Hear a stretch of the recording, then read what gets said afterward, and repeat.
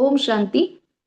तो जैसे बाबा ने हमें अभी पहले बताया कि कैसे हमें अपने आप को तैयार करना है शक्तियों के रूप में। अब हम आगे देखते हैं। तो ये एक्चुअली बाप दादा की चिटचैट है निर्मल शांता दादी के साथ में। तो निर्मल शांता दादी बाप दादा के सम्मुख बैठी हैं।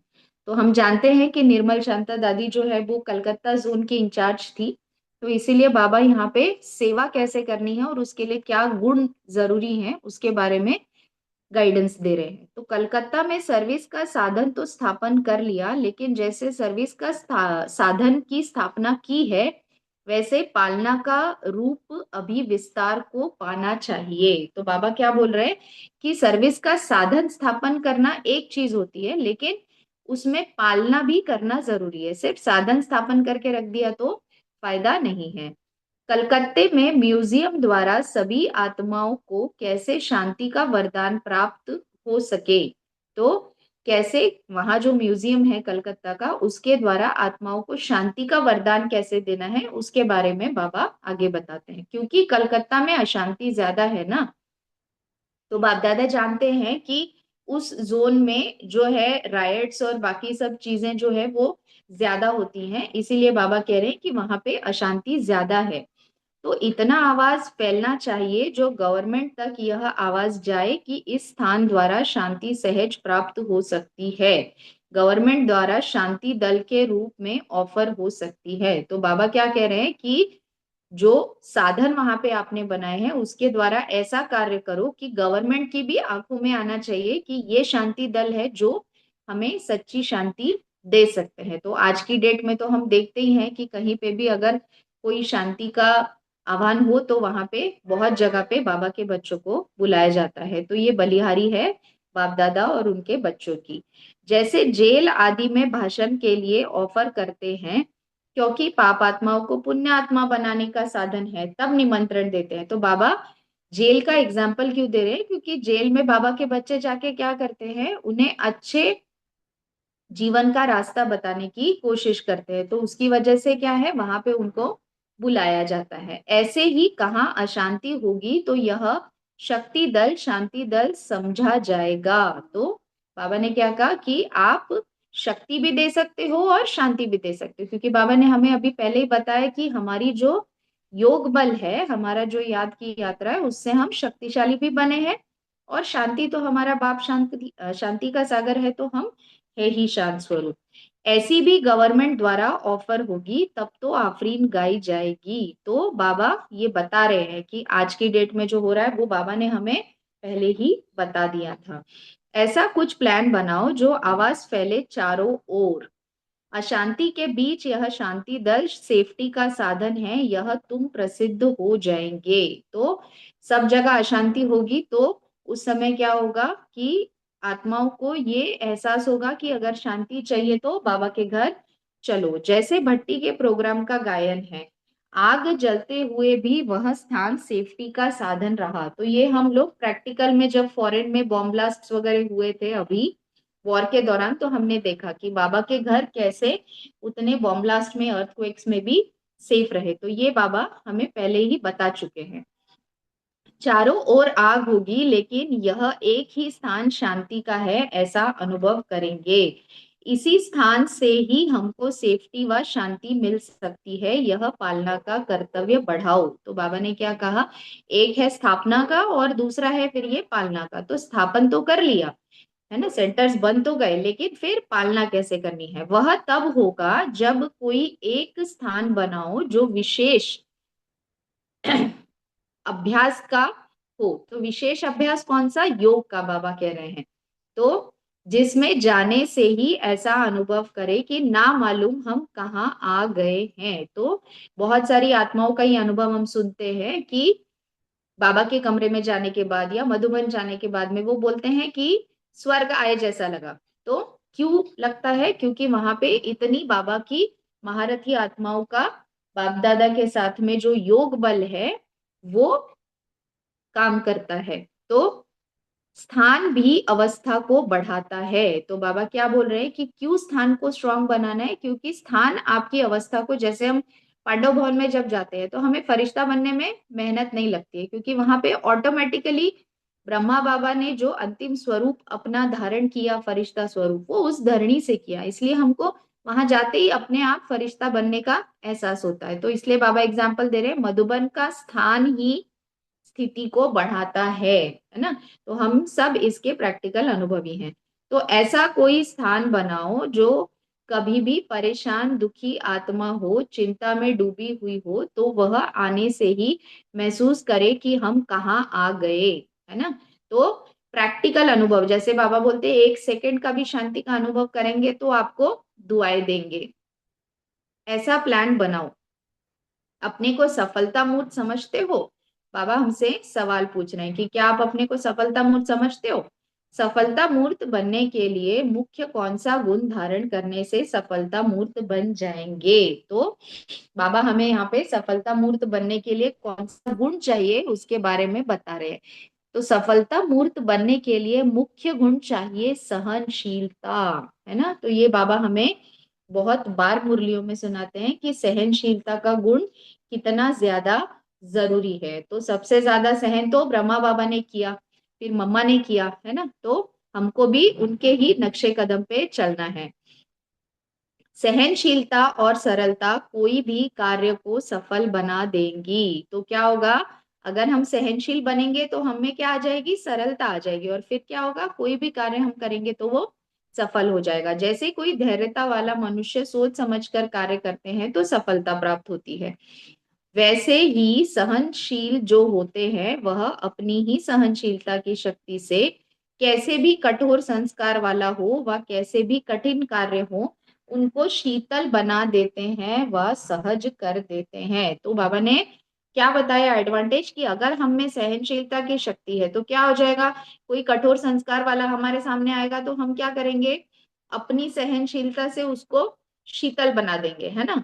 दूसरा क्या, अगर हम में सहनशीलता का गुण है तो क्या हो जाएगा, कोई भी कठिन कार्य होगा वो हमारे लिए सहज हो जाएगा, क्योंकि सहनशीलता के गुण के कारण सामने वाली आत्माएं आपे ही सहयोगी बन जाएंगी। तो इसीलिए बाबा कहते हैं सहनशीलता का गुण जिसमें होगा वह गंभीर जरूर होगा, है ना। जैसे हम दादी जानकी का अनुभव काफी बार सुनते हैं कि मम्मा बहुत ज्यादा किसी से हंसी मजाक या ऐसा कुछ करने में इंटरेस्टेड नहीं रहती थी, बहुत गंभीर रहती थी। तो दादी जानकी ने एक बार मम्मा से पूछा था कि मम्मा आप इतना सीरियस मूड में क्यों रहते?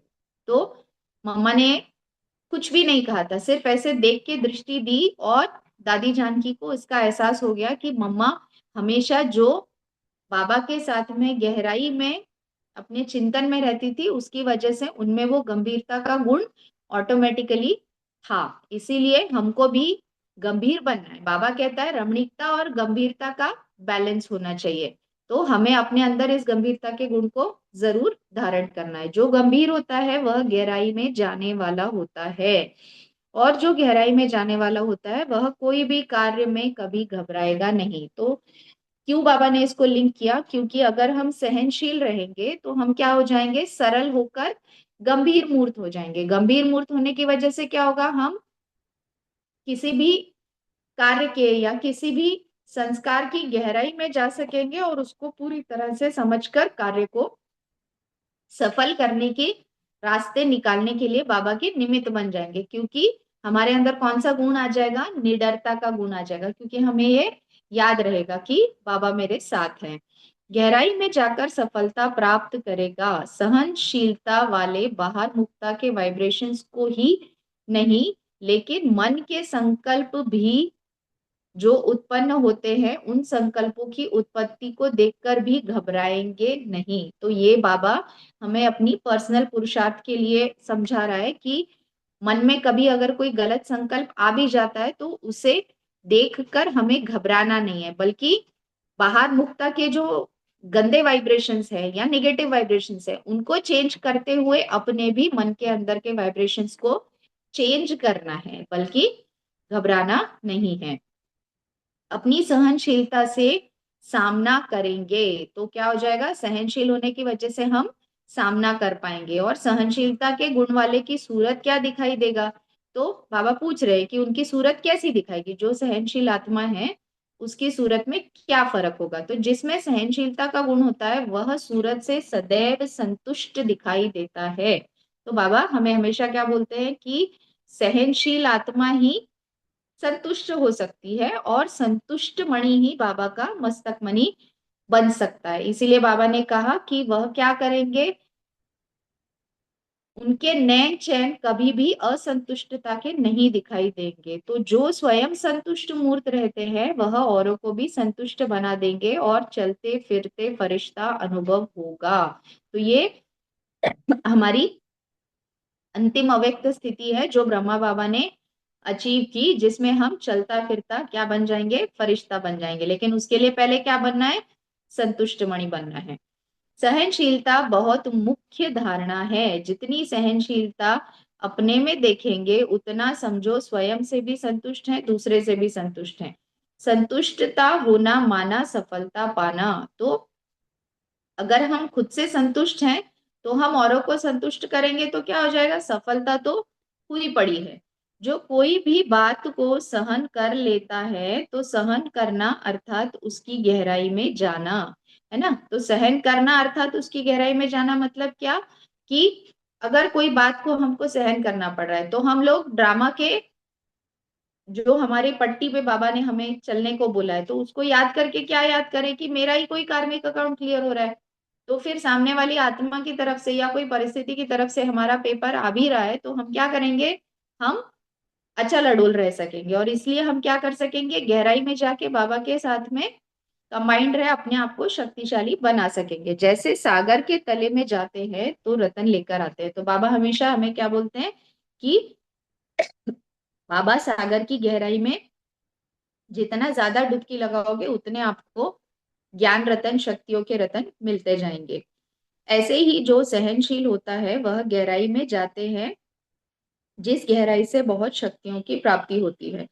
सहनशील ही मनन शक्ति को प्राप्त कर सकते हैं। सहनशील जो होता है वह अंदर ही अंदर अपने मनन में तत्पर रहता है और जो मनन में तत्पर रहता है वह मगन रहता है। तो बाबा ने हमें सीक्वेंस बताया कि अगर हम सहनशील है तो हम गहराई में जाएंगे, गहराई में जाएंगे तो क्या करेंगे, ज्ञान की हर एक पॉइंट पे, हर शक्ति पे मनन करेंगे। और अगर हम मनन करते रहेंगे तो बाहर से कोई डिस्टरबेंस या माया का वार तो हो ही नहीं सकता। इसलिए मनन करते करते हम क्या हो जाएंगे, बाप की लगन में मगन हो जाएंगे, लवलीन हो जाएंगे।